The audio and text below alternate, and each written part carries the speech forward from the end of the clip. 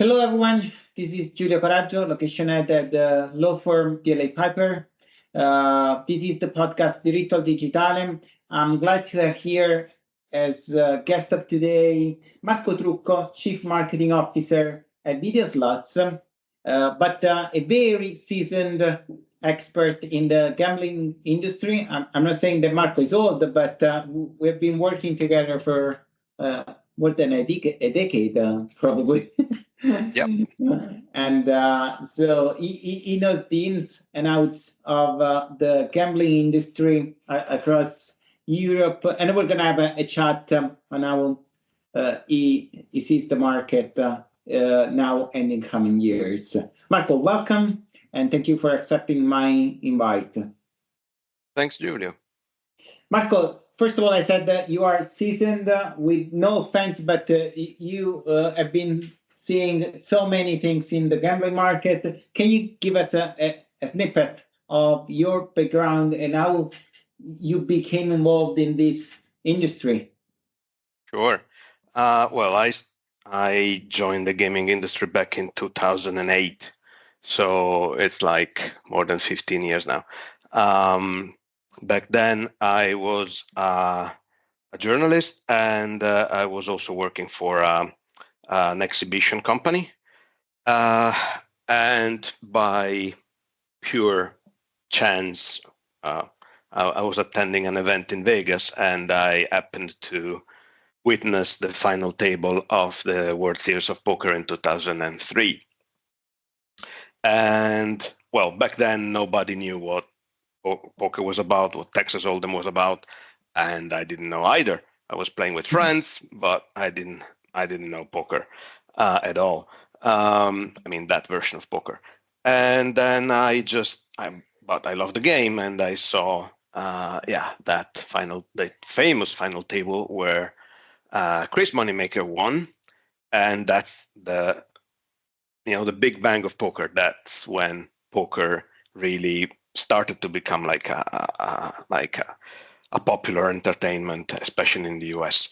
And then just by a few coincidence, and I met Luca Pagano, who at that time was the most famous poker player in Italy. Invited me to help him in the organization of a few first events that he arranged and he organized in Italy on poker.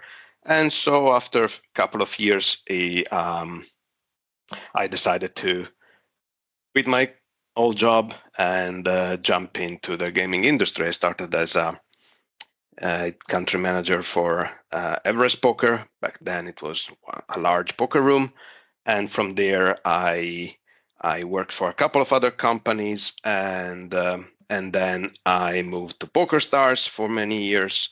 I started as an Italian country manager, and then I took over more countries. And when I left, I was in charge of the whole international marketing organization. Then I moved to GG Poker, where I established the European headquarters and operations here in Malta. Mm-hmm. And then last year, like 16, 17 months ago, I joined Videoslots. So finally out of poker and into the into the casino, the real battlefield. Yeah. It is interesting because you saw all the history of the international gambling market, the transition from poker to casino. What would you consider the current status of the online gambling market? Let's focus on online. So is poker dead? No, I mean, no. But that's just because for the last 2 years I worked at GG that managed to revitalize the vertical by a lot. Poker needed a strong competitor, and GG was definitely up for the task. And actually, it took over PokerStars in market share in most markets. So poker is now, at least has a chance to survive long term. In the rest of the world, no, in Italy is going to die. unless, of course, international liquidity is not agreed. But that's a separate conversation. But I think in general, in the international market, poker is going to remain niche product, but like 3-5% of each market. That's the potential of poker at this point. So I see no reason, to decline further. Let's say, yeah, and it's a good thing because it's a great game that is usually one of the trump cards of the gaming industry when we want to say, hey, it's not just luck. Look at and look at poker. Yeah, so they come up with poker when it suits to claim that you can also play for entertainment, for fun, and poker normally comes up as the best option to play when you want just to have fun and use some skills. So it's good, I think, for the industry to have a game that is skill based, generally skill based. Yeah.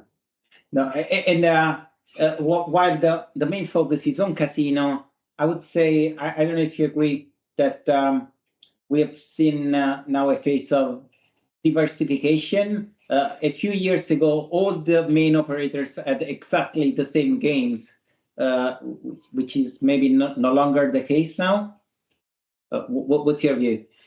On casino, I think that the market is set as is still very commoditized. It's so easy now to integrate new providers, new games. You have a few aggregators that you get 90% of the content. So it's not that you have to. In Italy, it's a bit different, but generally in other markets, it's relatively easy to integrate and offer a lot of games. So how to present these games and how to offer like a decent user experience when you have 10,000 games as we do, it's a different problem. But getting the games on site has become much more much easier. So that's leveled a bit one of the early differentiations between casino sites. You had a site with 5,000 games and another site with 500. Now every casino has more than enough games, and and there you can move into exclusive games, you can do some bespoke stuff, you can have some early releases, so you get some games that no other site has for a few weeks, but generally speaking is really like a supermarket, all the same product with a different front end and different promotions. So it takes more marketing, it takes more creativity just to resell what basically is the same thing in terms of the actual choice of games. But it's that's the beauty of this vertical. It's No. I mean, so basically, it's all down on the services that you can provide to your players in order to make your platform more attractive. Also, there are platforms that are more performant and than others, and that makes a difference. Going to the Italian market, you know that at the end of this year, or probably in a month or so, we're going to have a tender for new licenses. You have such a big view of the international market, and you can compare different markets. How do you see the tender for new licenses? Is the market saturated? Do you see opportunities for new players?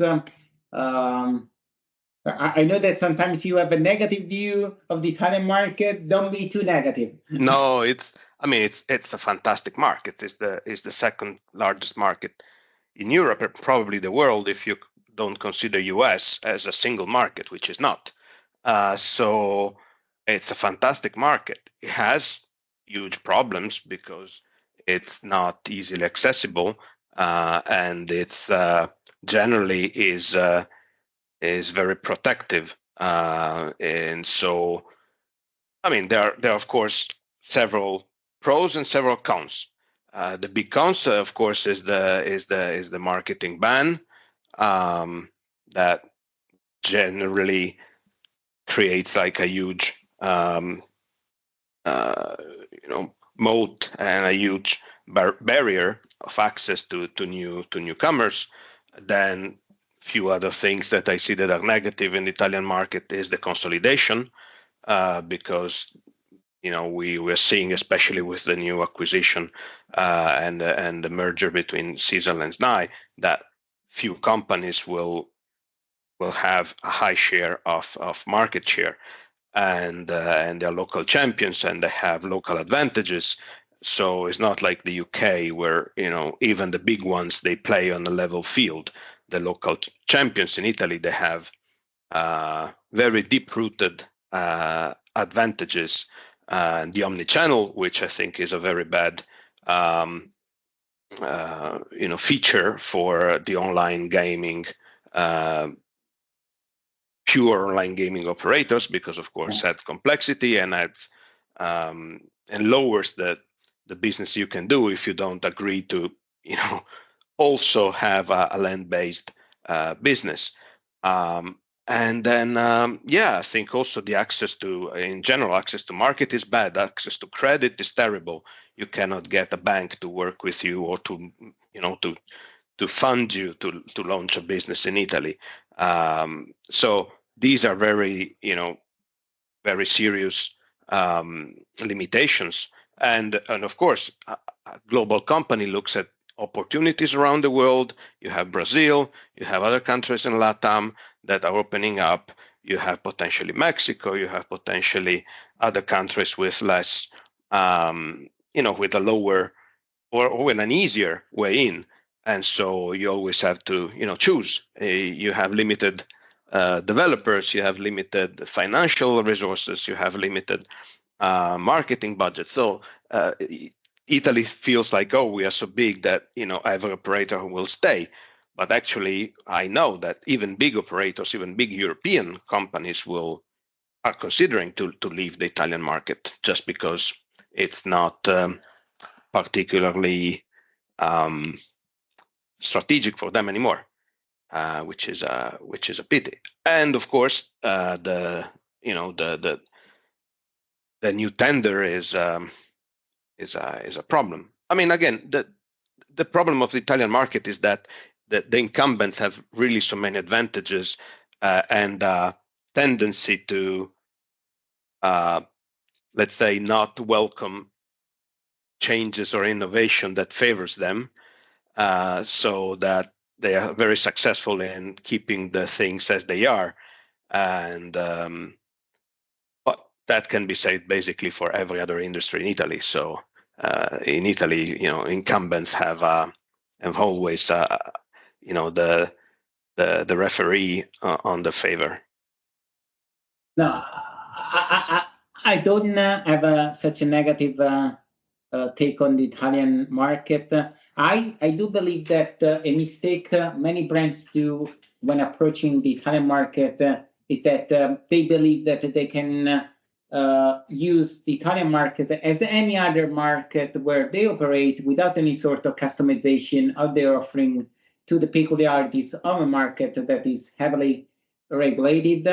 As they customize their offering in the UK, that is seen as the biggest market, they should be doing the same in Italy. If otherwise, they're just reselling their offering in Italy without any sort of customization, without creating an alternative non-gambling related brand, which is the way most operators are handling the gambling advertising ban, without putting on the ground the so-called PVRs, the shops on the ground selling top-up cards for the gambling accounts. Then it is competitive. It's difficult. It is true that at the same time, there is a need of diversification. And so if someone can introduce something innovative, then it might make the company make a difference. I still believe it can make a difference. The 7 million price for the new tender, it might be a barrier. At the same time, we would make a selection across different operators. So there might be some M&A operator opportunities among small operators that could create the minimum number of players so that operators cannot will not start from scratch. As to the future, not just in Italy, across internationally, across the different gambling pillars, how do you see the gambling market in the next, I don't know, 3 to 5 years? How is it gonna evolve in your view? Well, I think that we have, again, two large markets that are taking all the attention at the moment, US and Brazil. So Europe at the moment is considered to be like the financing, the part of international growth. So you basically make money in Italy and try to protect your business as much as you can in Italy, so that with the return and investment and the revenues that you make in Italy, you can expand in other jurisdictions. So we are sort of banking the expansion of operators into other countries. So and that was the case for US, where companies invested a lot of money for acquisition there, and then so that's a bit of we usually on the other end, like companies that make money elsewhere invest in Italy. In online gambling is the opposite. Companies make money in Italy and invest outside of Italy to grow. So that's of course also because there are less opportunities to invest. So that was also a very convenient argument to reduce investment and growth. And in the next few years, I think that the key battle is like is always against unregulated operators. And I think, last a couple of days ago, the UKGC released a survey, not a survey, a research that showed that 1.5 million players in UK are playing on unregulated sites, and the size of the market at the moment in UK is online is like something like 2.7 billion in unregulated sites and 4 billion on legal sites, regulated sites, locally regulated sites. So it's like 65-35. And as soon as this, and of course the unregulated business is growing much faster. So as soon as this tips 50-50 and becomes, like that, more than 50% of the market is on the regulated operators, that I think that should ring like a loud warning that you don't control the market anymore. You can still pretend that you control the market when you have 65%. 2 out of 3 players, you can still think, okay, we control. But once it's like 1-to-1, it's like, okay, we're not really controlling it. And that's going to happen in a couple of years. And especially because the Apple, that used to be the biggest gatekeeper, because you could not have an app on the App Store unless you were regulated, are going to allow sideloading of the apps because of the EU new regulation. Crypto payments are going to help unregulated operators. So a combination of having the app on the store and using cryptos is going to massively simplify life for unregulated crypto operators. So I expect that eventually it's going to be 50-50, if not more, across more countries. And that how the regulators will react to that, I don't know. But definitely this is going to be the challenge. Like that the channelization is going to be the key indicator of where the industry is going. Now we will see how regulators are going to tackle that. On the US, we also read that many operators, European operators, are leaving the US market. So I don't know whether that is still a big opportunity. It's very costly. I don't know, even Brazil, taking the money out of the country might be a problem. yeah, I mean, all the other markets still have lots of challenges. I could tell you that compliance costs in the US are massive. Yes, of course. And But so, yeah, but I think, I mean, when you see the map, unregulated operators have a much easier life. You have Germany, you have France, you have plenty of big European markets that you can target that were, for different reasons, just left, for the taking of regulated operators.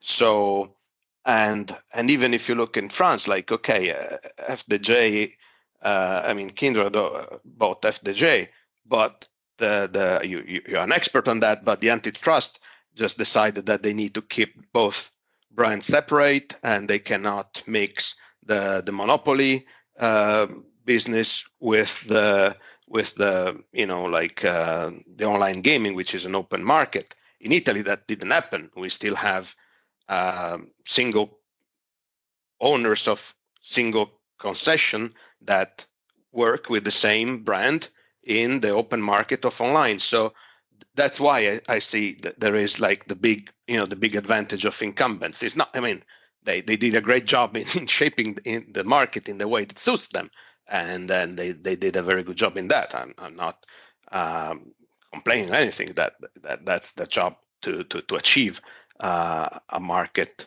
that suits the company they work for. But again, we'll see. I don't know if SNAI and Caesar will be allowed by the authority to merge completely or not. And again, there are several aspects on the Italian market that creates some sort of unnecessary high barrier.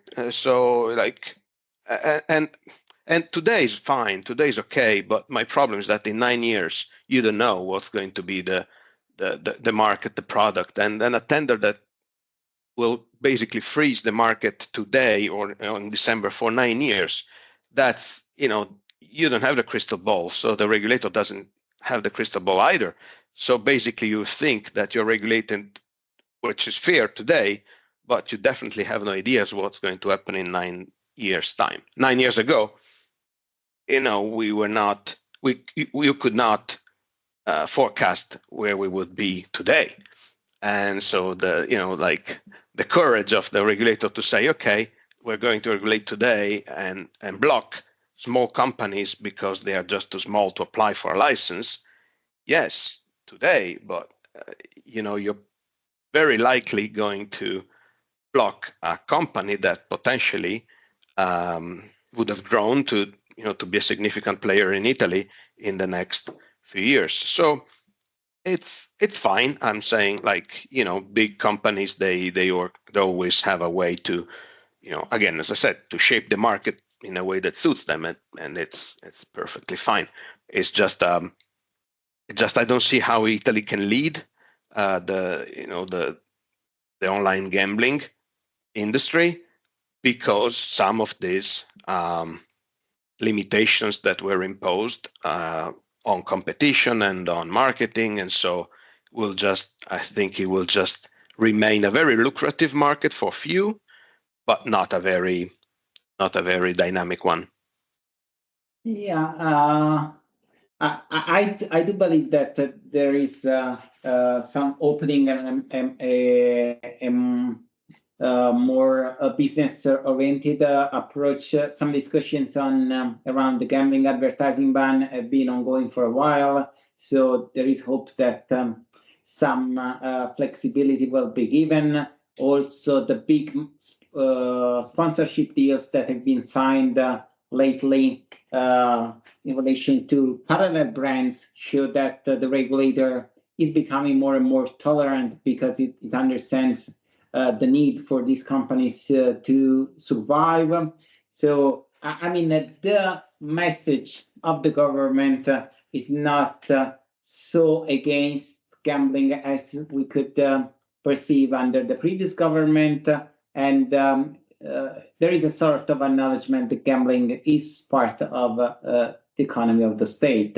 On the number of licenses, it is true that if operators are not gonna bid for a license now, there might not be an opportunity for many years ahead. I don't know if it's for 9 years, but yeah, let's see how it goes. Marco, thank you very much for your insights. It was a nice chat. I hope that your predictions are not going to happen, and that the Italian market will continue flourishing as it's happening over the last 10, 15 years. But I thank you so much for your thoughts and contribution to the discussion.